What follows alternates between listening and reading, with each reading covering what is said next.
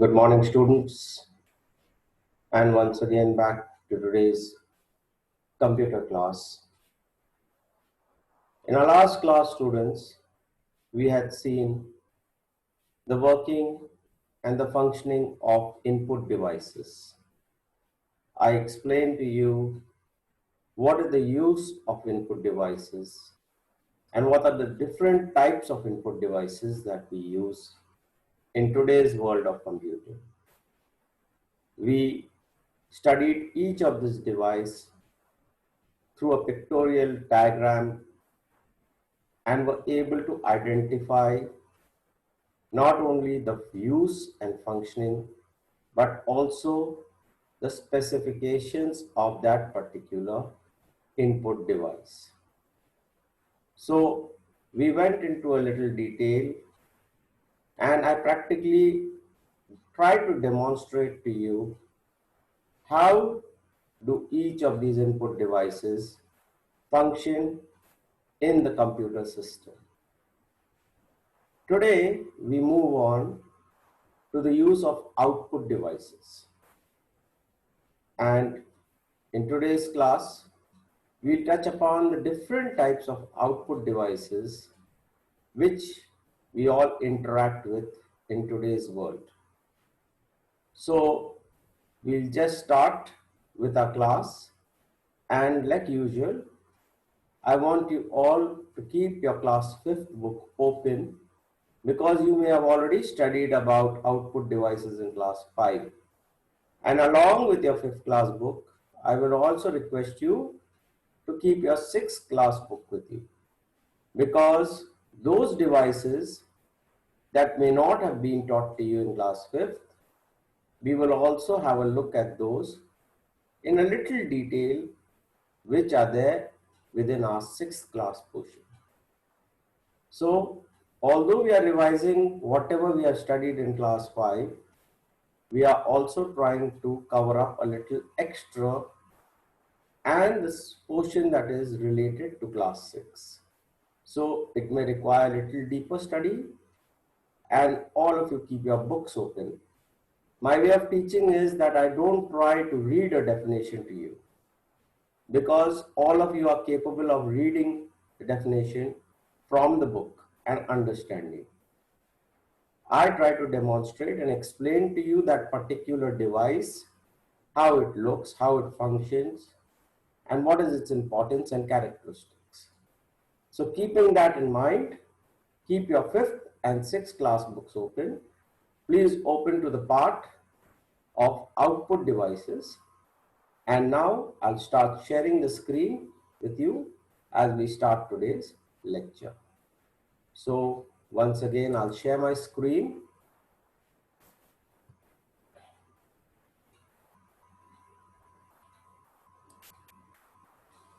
And on your screen now are monitors. So the first type of output device which many of you may have seen and is the most common are monitors. Monitors are a display unit, or we also call it as a visual display unit. And different types of monitors are there. As our class progresses, we'll see the different categories of monitors. So basically, in your book it is given over there that monitors are made up of thousands of dots which are called as pixels. So these dots form the image in this particular screen. Whichever monitor you may be using, they are made up of little dots called pixels. That is a different thing, that different monitors work differently. So coming to computer monitors come in different types. CRT, or the cathode ray tube monitors, which are the block monitors. This is a CRT monitor. I'll display it again to you. This is the older type of monitors were called as cathode ray tube monitors. They are known as CRT monitors. Then came the LCD, or the liquid crystal display monitor. this has also a display which is split into pixels, and it has a liquid crystal which is fired up and your picture gets visualized. Then you have the LED or the light emitting diode monitors, which are a set of diodes, light emitting diodes, which help the picture to be visualized. And last of all, you also have touchscreen monitors and UHD monitors. So I'll come to the next screen. It will become a little more clear. Here you can see on your screen, you can easily identify now the different types of monitors over here. I'll just put this here. Fine. So this is a CRT monitor, as you can all see it.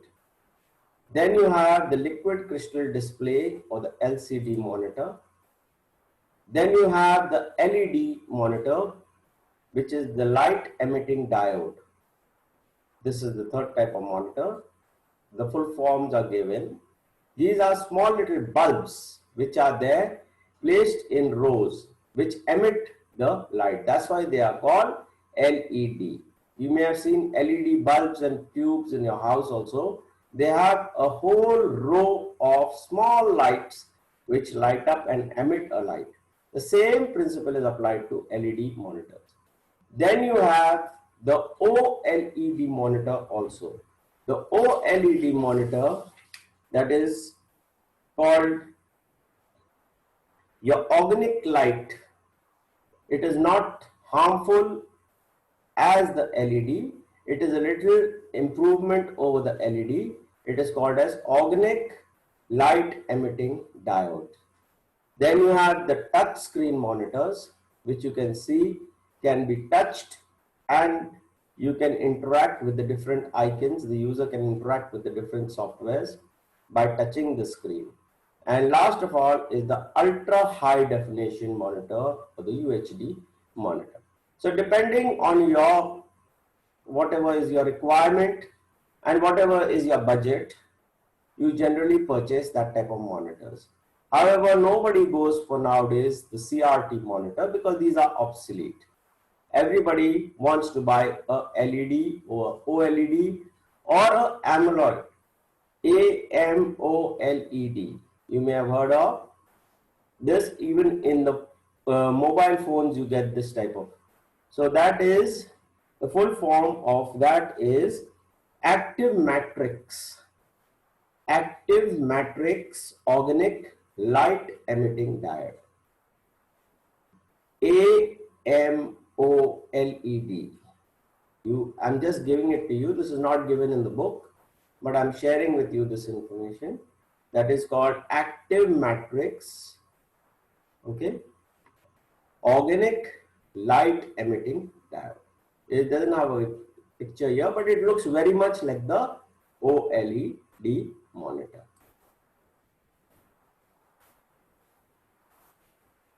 Here is an example of your CRT monitor. I'll make the screen a little bigger and you can see it over here. You can see what is a CRT monitor. It contains a cathode ray tube, a CRT tube. The screen is coated with dots of phosphor, and each dot is of red, blue and green phosphor. Only 3 colors are used, that is the RBG, red, blue and green, to make a combination of all these colors. The common sizes are 15, 17, 19, 21 and 22 inches. And remember one thing, that whenever you have to know what size the monitor is, the screen is diagonally measured. The width is diagonally measured. So viewable size is diagonal measurement of the actual viewing area. So if you are saying 15 inches, it means from this point to this point. 15 inches here, not 15 inches here. Or if you got a 17 inch, then it is from here. Whatever monitor you are purchasing, they are always measured diagonally. Then you have the LCD or the liquid crystal display monitor.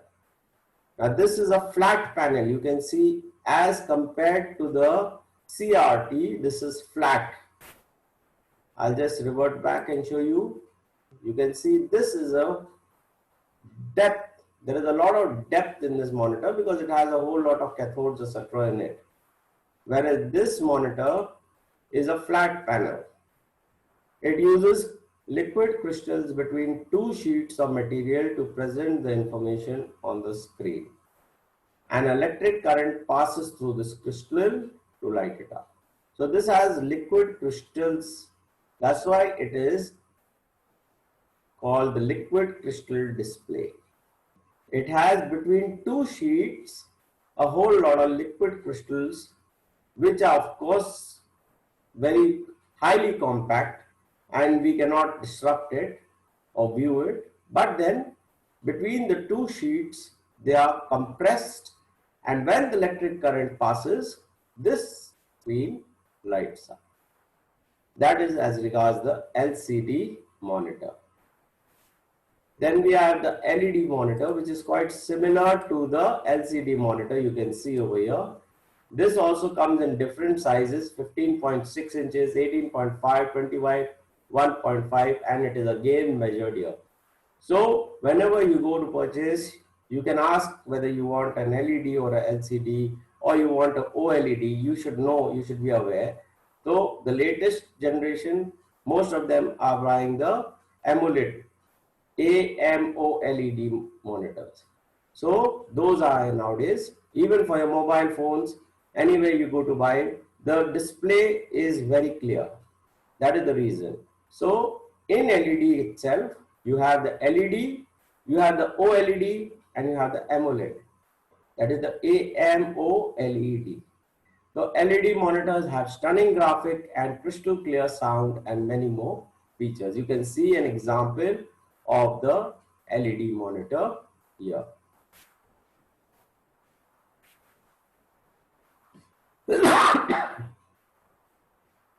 Sorry. Then you have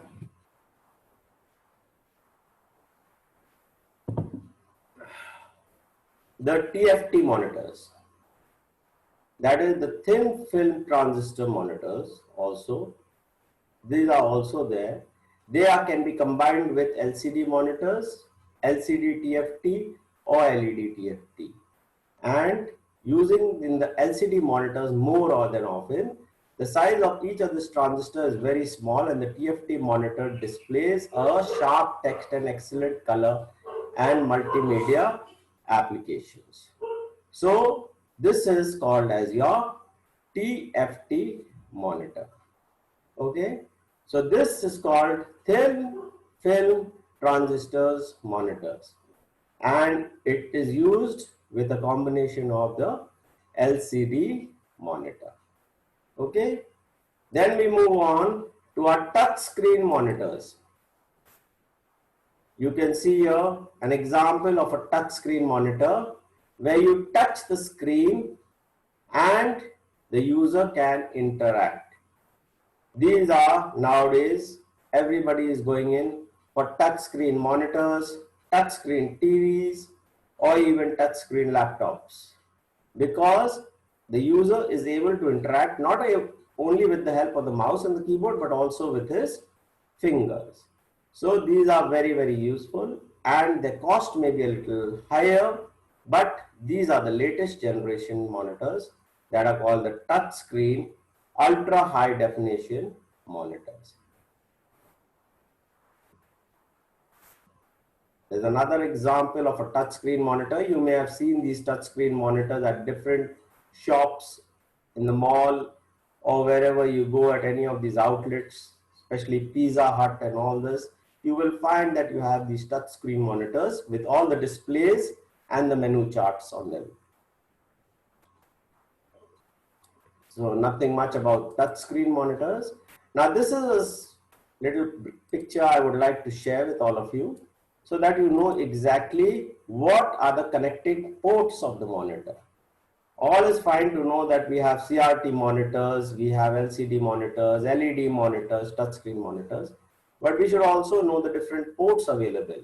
So on your, this position may differ, but then the ports are basically the same. So here, starting from here, you have the power switch, which is here. Then you have the power in, okay. You have the power in over here. You can just eject into this, okay, and you can just put it into your particular cable over there. Just put it in over there. Then you have your output, which is your digital audio output. This orange one is your digital audio output. Then this is a line out.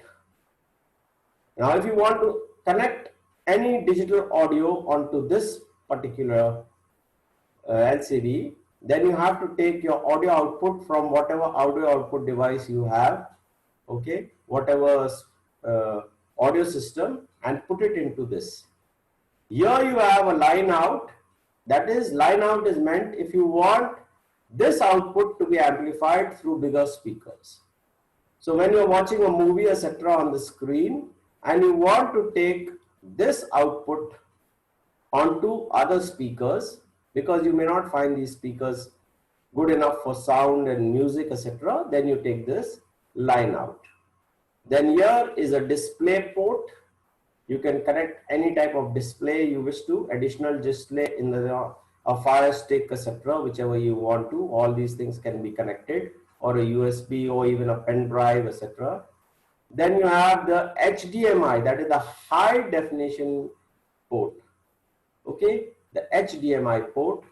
The DVI port, this is generally used for connecting a projector. DVI ports are used for connecting projectors. If you want even this output of this, whatever is coming, you want to enlarge the projection of this onto another screen, then you connect your DVI, that is your projector unit, from here, from this DVI port. I'll just display it a little more so it becomes a little clarified. It is an important aspect, that's why I'm wasting a little time. This is not given in the book, but I want you all to know about it. DVI port is meant for connecting a projector, and as usual you have these different types of USB port. This is a different type of a USB port, and these are two simple USB ports which you have in your laptops, etc., which are the common type. Other than that, you also have ports available here. You can see here USB ports, two ports are available here. So coming back, power switch, power in, this is your cable which goes in to connect the monitor. Then this is your audio, if you are taking for connection from any type of audio device. Then this is your line out, if you are giving this connection to other audio devices or speakers and want to amplify the sound. Then you have the display port, which is meant, over here it is given, this is a display port. Okay, then you have the HDMI port, DVI port, and the USB ports. So these were some of the ports I would have liked to share with you, because you should need to know what are the different ports you have. Another little small example, this is the latest type of, it says the power connector here. You can see here. So different types of monitors will have their positioning different, but the job is basically the same. Then the HDMI connector to connect a computer to the HDMI cable. Then you have the standard lock feature, the DP connector in, the DP connector out. You can see over here at 4 and 5, they are the same HDMI ports, okay, which we were speaking of, okay.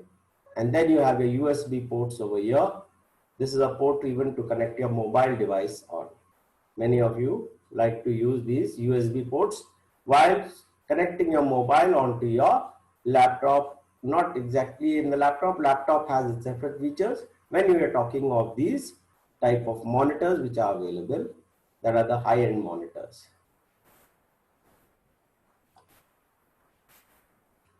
Then we come to the next type of output device, which is printers. So those were all of the different type of monitors that we studied. Now there are different classification of printers. Printer students are used to take a hard copy of any data, picture, image, anything. And you all know that printers are nowadays developed and evolutionized a lot. So we have different types of printers for doing different types of jobs. If you are working in a small company, then you require different type of a printer. If you are working in an educational setup, then you require different type of printer. If you are working in the field of fashion designing or interior designing, you require different types of printers. And if you are doing architectural designing, then of course you require even a plotter. So we'll come to that part. So first of all, classification of printers. We got to understand that printers are broadly classified into impact and non-impact. Impact printers are those printers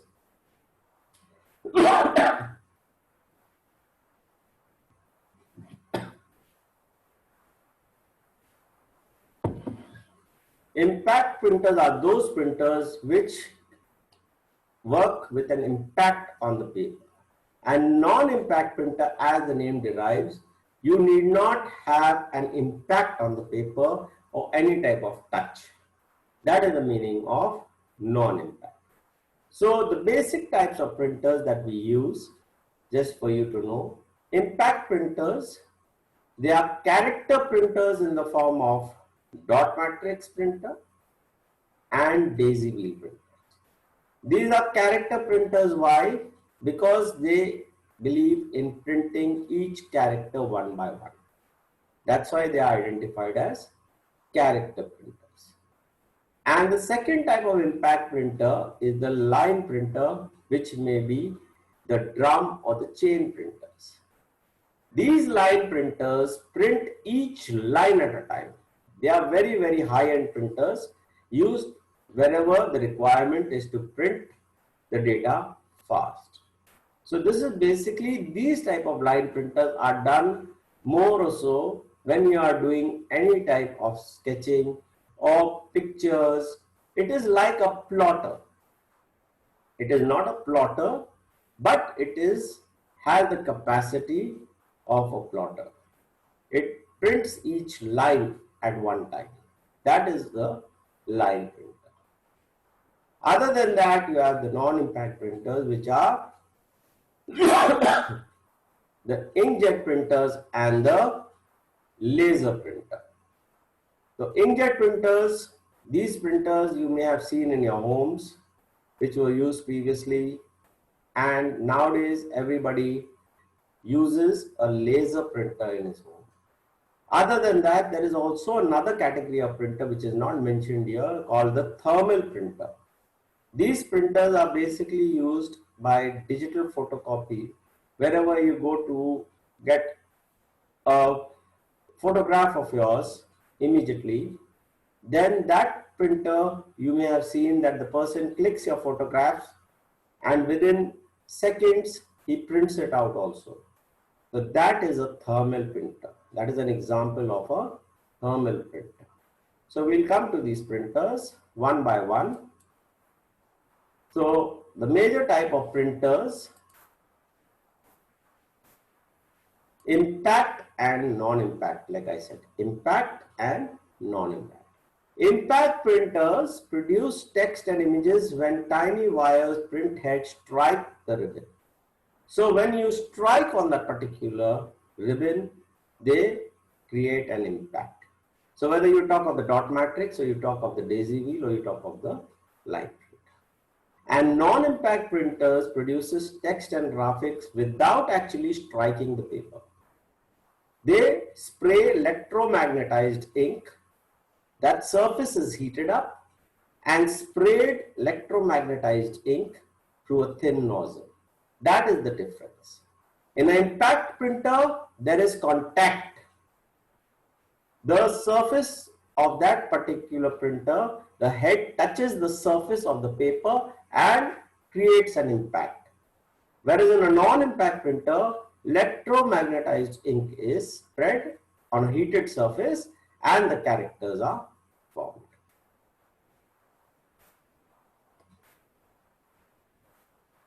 Dot matrix printers. The oldest printers, and many of you may have seen these printers in many of the government offices even till date. The term dot matrix refers to the process of placing dots on an image. And these dots differ from 30 to 550 characters.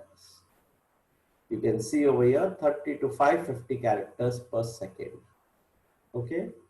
And these printers nowadays are not any longer used. You may have seen this long sheet of paper, and these dots are meant to hold this into, and these then print long sheets of paper. But these printers used to make a lot of noise.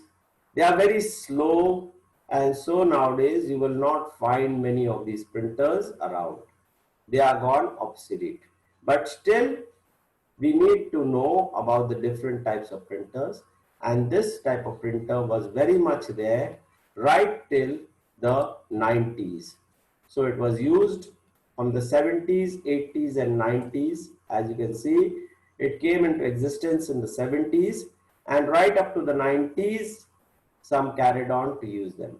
After that, in the 21st century, we started off with the other high-end type of printers, and nowadays we don't see these printers anymore. This is an example of a daisy wheel printer. The daisy wheel printer, as you can see, this is in the form of a daisy flower, and each of these has these type of characters. I'll enlarge it a little for you. You can see over here there are different characters on each of these petals. So the daisy wheel disc is made up of plastic or metal on which the characters stand out and print depending on whatever you want.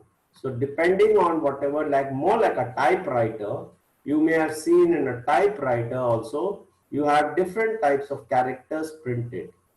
And those characters, as soon as you hit that particular key, it comes and it makes an impact. So this works on the principle more like a typewriter, but these printers also are obsolete. Only this is not a typewriter. Typewriter, you have to manually type the keys. In the printer, you don't have to do anything. These particular alphabets automatically go and print once you have written your document, etc. But then again, there used to be a whole lot of noise while using this type of printer.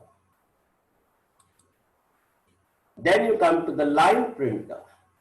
These are line printers are even used today, you may have seen, and they can print up to 1,200 to 6,000 lines per minute. They are very fast. Okay. However, there is a little shortcoming that they cannot print graphics. Line printers can only print text. They can't print graphics. That's why they are not very commonly used. Because if you have a picture or a graphic or a graph or something, you can't print it. These printers will not substitute or do the work for you, substitute the work for you. So that's why line printers, although they are very fast, but yet they cannot print graphics. So you can see here the impact printer, line printer. It is a high-speed impact printer that prints an entire line at a time. That's why it is called as a line printer. And the speed of a line printer is measured in the number of lines per minute it can print. Okay. Mainframe servers and network applications such as manufacturing, distribution, shipping often use line printers. But shortcoming is that it cannot print graphics. That is the shortcoming of this type of a printer. It can print any text matter but no graphics. Then we came to the next type of printers, which is the inkjet printer. Although the technology was developed in 1960, But by the time it was implemented, it was only in 1976 or maybe even in the 80s was it properly implemented. And the first company was IBM, International Business Machines. IBM, you all may have heard of the name. They were the ones who commercialized this type of printer. The inkjet printer is a type of a non-impact printer, and it creates an output on the paper by spraying tiny drops of liquid ink. I told you these printers don't create an impact. There is no impact on the paper. There is electromagnetized ink which is sprayed, and that electromagnetized ink is then taken, or rather forms the different characters on the paper. And it says over here, it has a print head that can spray very fine drops of ink. It consists of a print cartridge filled with liquid ink and has small nozzles. So inside here, it has a cartridge filled with liquid ink. And that liquid ink then sprays on this paper. So this is an example of an ink jet. It gets the name ink jet. That is liquid ink in the form of a jet. Jet means a spray. So it is known as the ink jet printer.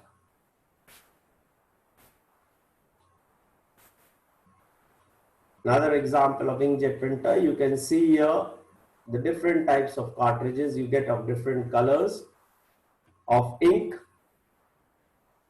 You can even choose your ordinary black ink if you don't want to purchase, but if you want, then it has this different combination of ink. These also are nowadays obsolete, but still I'm just showing it to you. Okay, and this, all these create a combination of colors. They may not be all the colors, but the major colors, black, pink, blue, yellow, and you can also see a magenta over here. These combination of colors, they create the color you want. So this is an example of an inkjet printer. I'm just showing it to you so that I can show it to you where exactly the cartridge is fitted in. I'm enlarging this for your benefit. You can see this is lifted up here, and here is the cartridge. This is the cartridge you can see with the different bottles which are kept placed here. Sometimes you get all these bottles in one cartridge, or you can buy these bottles separately and interchange it. And this is your paper which is displayed over here. You put your paper in here, you put this sheet down, and then this printer will print and take the paper out. So this is your inkjet printer, and this is an example of what the different types of, you can see over here, ink filled in these bottles of different color combinations. So just for your viewing and an idea, so that you know, I'm trying to show you each of these devices graphically, because in the book, the pictures may not be appropriate enough, or there may not be any pictures even. So it is not proper that you study something without knowing that device and knowing it thoroughly. So therefore, I am demonstrating to you. I may not be reading from the book each line. That is not the way I teach. I take the topic and I'll explain on that topic, and I expect you to read that particular definition and understand it better at the time of the video is being played. So then you will be able to understand and identify with that particular device or product or whatever you may have on your screen. And you can also know what is the functioning and what it looks like. Now here I have an example, a little graphic of the printer, just to show you what are the different parts, the printer parts. So this is an example of a inkjet printer. You can see over here. Now here is the out tray. You put your paper in here. You can all see these. You have your laser printers also modeled on the same pattern. So basically this, whether you buy an inkjet printer or you buy a laser printer, the basic look is the same from outside. The working is different, and for that you have a different, in inkjet printers you spray ink which is filled in bottles like I showed you in the previous, and in the laser printer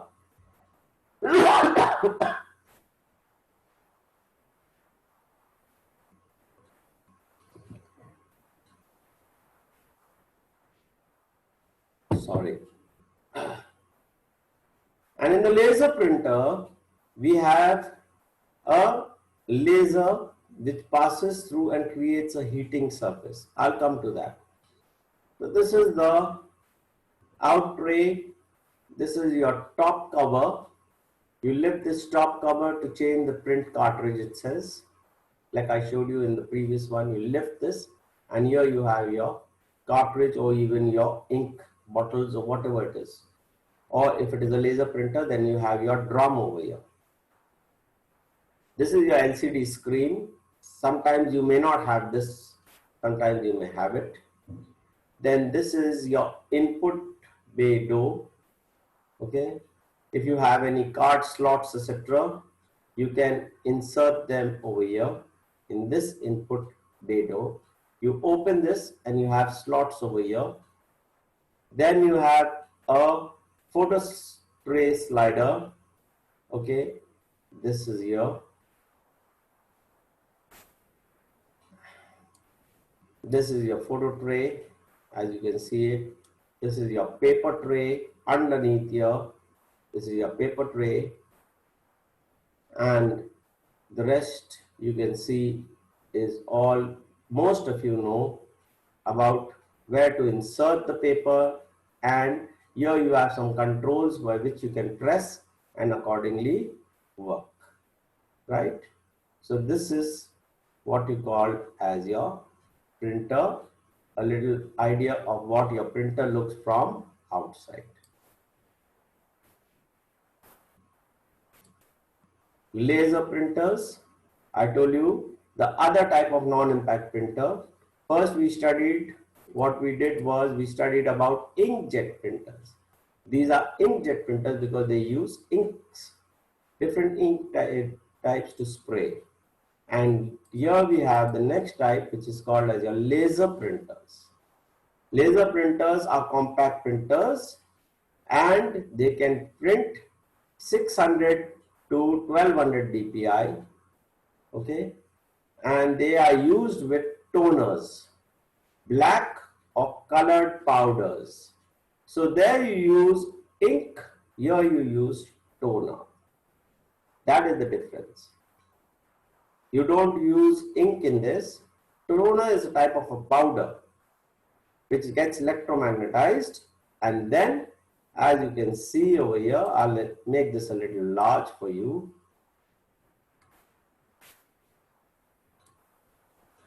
Here, in this particular area, you have your toner.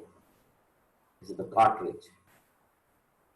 I'll show you another diagram and you'll be able to identify with the toner better.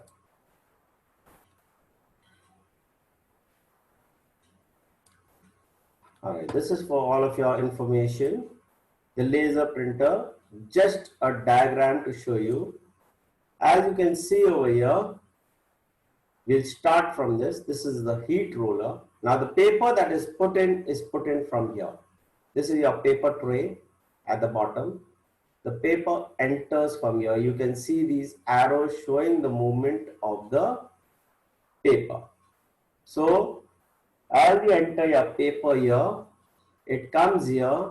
This is the paper path. You just follow this paper path. These are two paper feeders which help to feed the paper in further. These are just rollers. The paper goes up here, right? This is a transfer roller. which then transfers it over here further. Okay, here is the transfer roller, and here is your charger. Now this is a photosensitive drum, this drum. So when this transfer roller and this photosensitive drum, in between this you can see the paper coming. So this photosensitive drum, which here you can see there's a supply roller and a drum unit which has the cartridge. Now this cartridge, as soon as this photosensitive drum gets electromagnetized, this cartridge dispels the toner, which then takes the form of whatever characters you have on your output device of a monitor or a laptop, whatever graphic or text, and then it prints it and it sends it over here through the pressure roller and the heat roller. This heat roller then, whatever image is formed, it takes it out. This is a photosensitive drum and this is a laser unit. This is a laser unit. This is like a laser. This sends the beams here. After this photosensitive drum and this transfer roller move the paper, heated paper forward. Don't forget, this laser unit will reflect whatever content is here. This has got your image.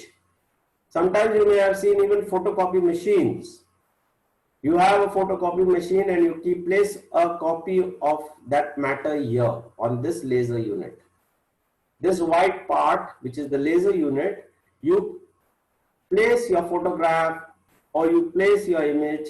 That is if you are using it as a photocopy machine. Otherwise, it will get transferred into this automatically from your computer device.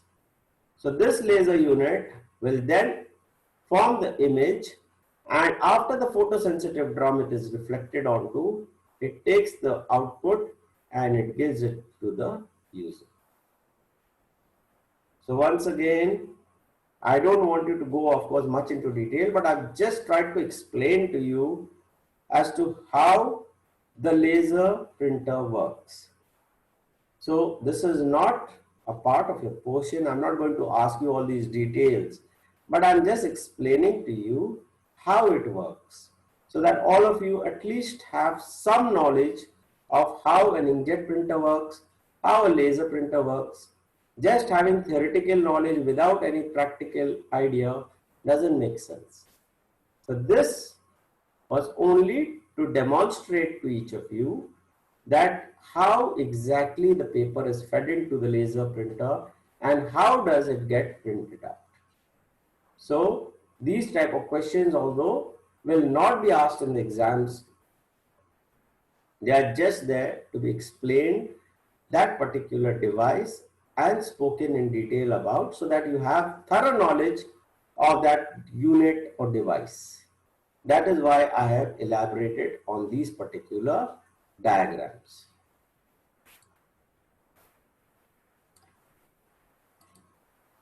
Then you have the thermal printer, and I spoke about this earlier. I told you the thermal printer was a printer which uses heated pins against heat sensitive paper.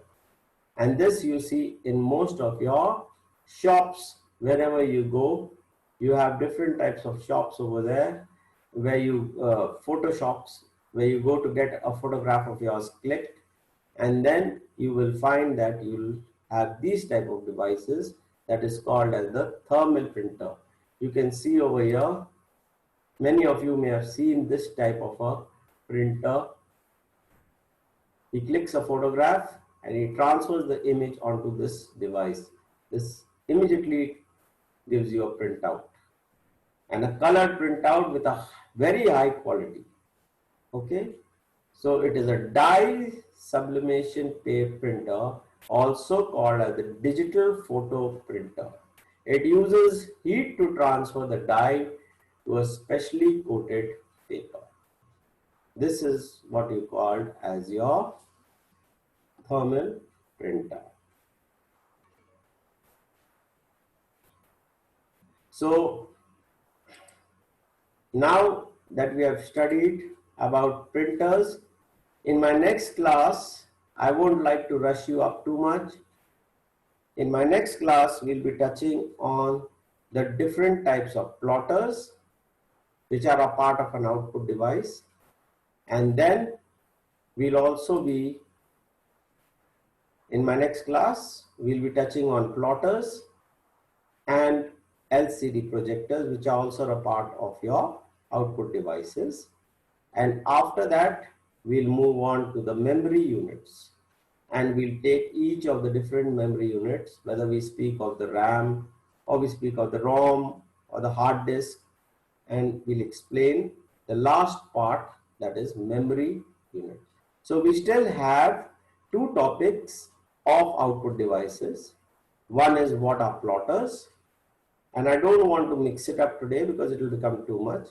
So in my next class, I'll explain about what are plotters and what are LCD projectors, and then we'll move on to, after that, what are the different types of memory units, and we'll try and cover as many as we can.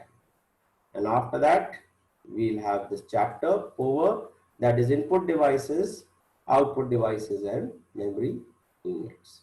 So that is all for now. Please take care of yourself, stay safe, and stay healthy. Please take care of your family also. It is very important at this point of time, and don't underestimate this virus and this disease, please. So stay safe, stay healthy, and protect your families. All of you, please. Thank you, and goodbye for now.